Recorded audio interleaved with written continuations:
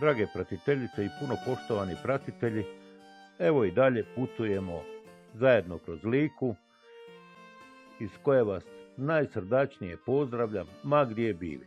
Hvala svima koji komentirate, lajkate i pratite moje priloge.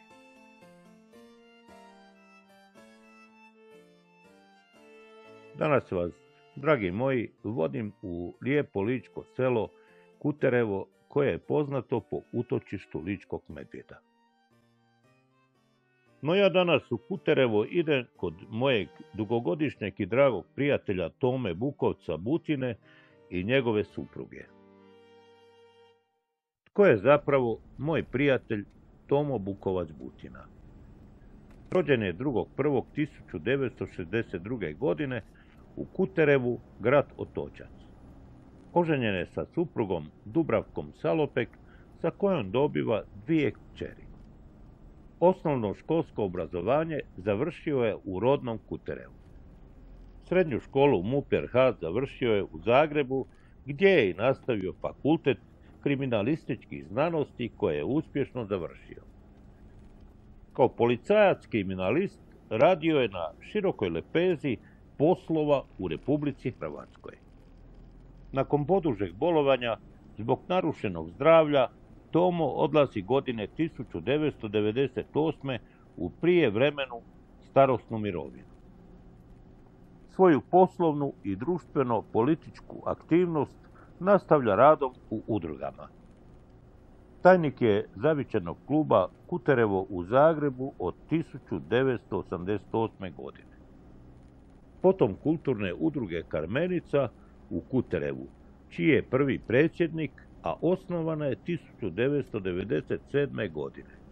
Član je isto tako Hrvatsko-liberalne stranke Ogranak Otočac od 2000. godine. Te iste godine na lokalnim izborima osvojio je vijećnički mandat.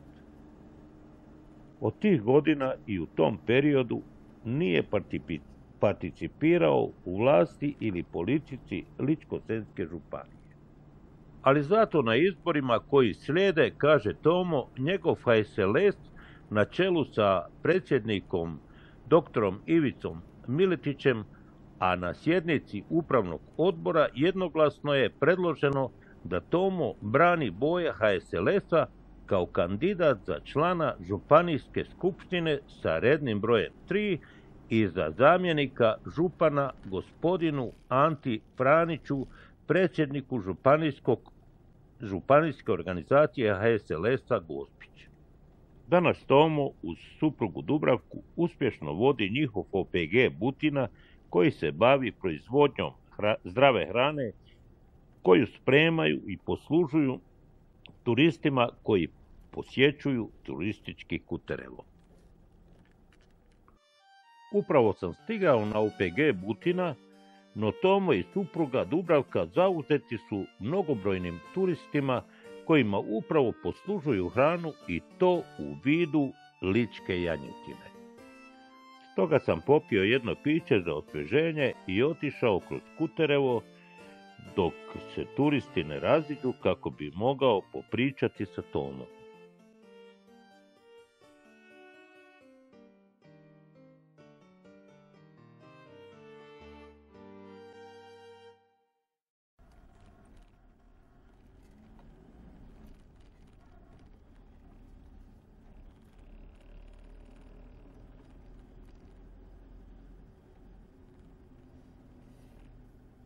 Kuterevo je jako dugačko i jako uredno ličko selo.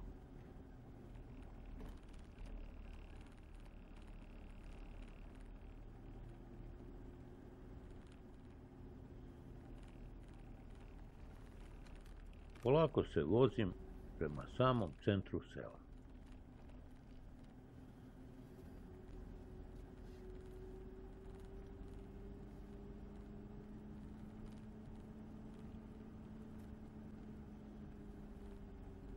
Kuće u selu jako su lijepo uređene, a ima i stanovnika.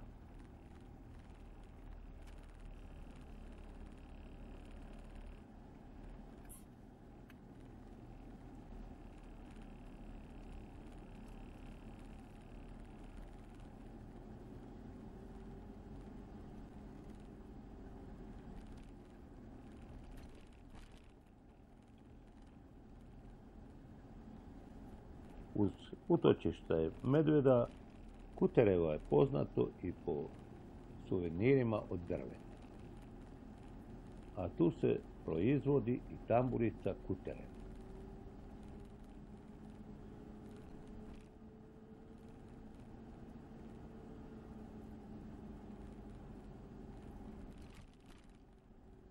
Vidim toranj crkve, a gdje je crkva, tu je i centar.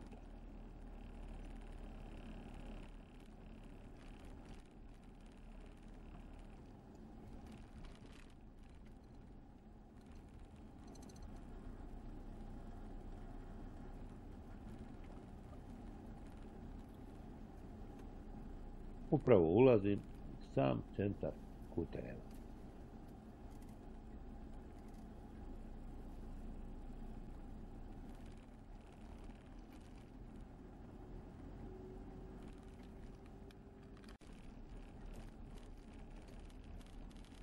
Laganom vožnjom preko centra sela odlazim dalje kroz selo.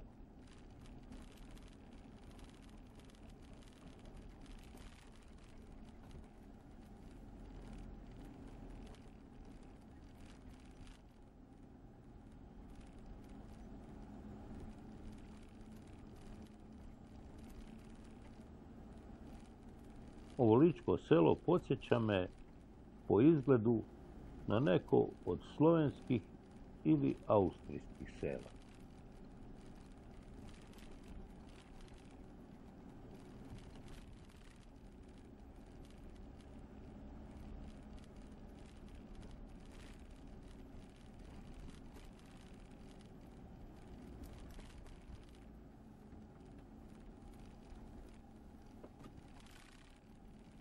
Tu i tamo sretnem pokoji automobil, ali ljudi nema.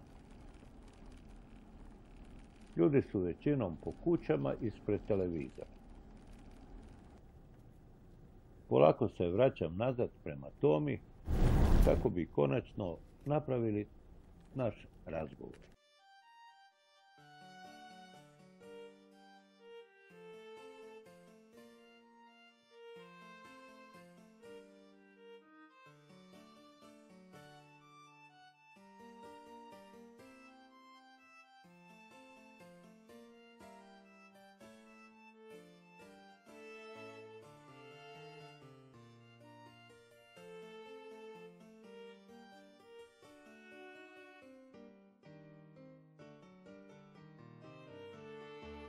I evo nas, tu smo. Drage pratiteljice i puno poštovani pratitelji, nalazim se na OPG domaćinstvu mojeg dugogodišnjeg prijatelja Tome Butine Bukovca, koji se je za ove lokalne izbore kandidirao za dožupana Ličko-senjske županije, a na listi HSLS-a i Pravedne Hrvatske. Dobar dan, dragi moj Tomo. Reci mi, koji bi bili prioriteti ako na ovoj listi prođeš kao dožupan ili u skupštinu Ličko-senjske županije? Pa moj osnovni princip i moja struka me upućuje da trebamo govoriti o sigurnosti. Sigurnost nema alternativu. Drugo, ja već živim život ovdje na selu kao povratnik iz Zagreba i razvijamo ruralni turizam zajedno sa svojim sugrađanima na području Kutereva, Otočca i čitave županije. Znači, ruralni turizam, proizvodnja hrane, ugošćavanje prolaznika, naših gostiju koji dolaze u ovu našu lijepu Hrvatsku. Koliko znam, ti si stručnjak za promet, pa mi reci što misliš o prometu u Lici i kako se odvija danas? A to je dobro pitanje i zasigurno promet je neobično važan i treba dati odgovor kako da čovjek dođe, turist, od točke A do točke B. Kad gledamo i sam željeznički promet nije uređen i nedostatna kvaliteta. Cestovni promet je dosad išao svojim tokom, izgrađene su moderne prometnice, autocesta prolazi kroz cijelu županiju, međutim sama županija od toga nema velike koristi jer nisu urađene tangente koje okomito povezuju naša sela, poput Dabra, poput Kosinja, poput Krasna, poput, Svetoga Roka, a još Sveti Rok je negdje blizu, Karlobaga, i tako dalje. Znači, zasigurno treba biti jedan drugačiji pristup, najprije utvrditi te točke, te crne točke, da saniraju ta opasna mjesta da ljudi stradavaju, a drugo trajno učiniti kvalitetne kružne tokove.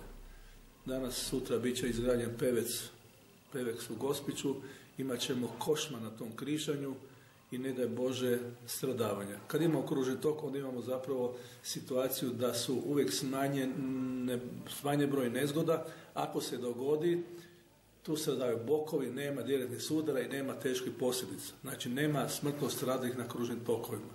Otočac je posebna priča, izlaz autoceste prema Velebitu također treba izgraditi jedan lijepi kružni tok, da tako da svi učesnici u prometu imaju ravnomjeran, odnosno ravnopravan prilaz tom toku i da nema zastoja u prometu. Bravo. Reci mi, što bi poručio svojim biračima, na kojoj si listi i koji broj da zaokruže? Vrlo jasno, naša lista HSLS Pravna Hrvatska je pod brojem 2, odnosno lista broj 2. Znači 2 dvojke i neće pogriješiti ako se odluče za naš izbor. Nadam se da neće pogriješiti u izboru. Hvala ti, dragi Tomo. Evo, baš mi je drago da smo napravili ovaj razgovor i nadam se da ćeš proći i želim ti svu sreću na izborima. Hvala tebi, Mijo, hvala našim gledateljima. Pozdrav svima. Pozdrav. Nakon obavljenog razgovora kod Tome sam se zadržao još na ličkoj janjetini sa kojom me je počastio, a potom sam otišao do utočišta medvjeda. Jer doći u Kuterevo, a ne posjetiti utočište je kao da i nisi bio u Kuterevu. E pa, uživajte sa mnom u igri medvjeda.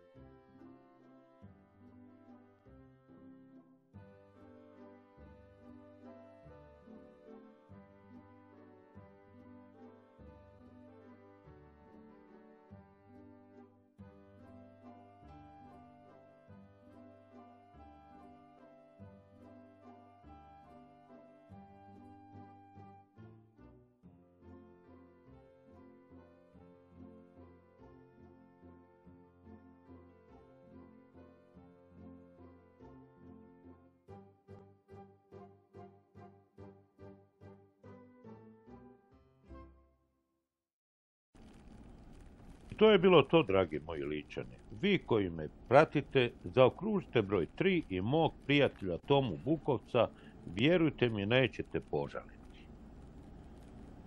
I na kraju vas još jednom najsrdačnije pozdravljam, ma gdje bili.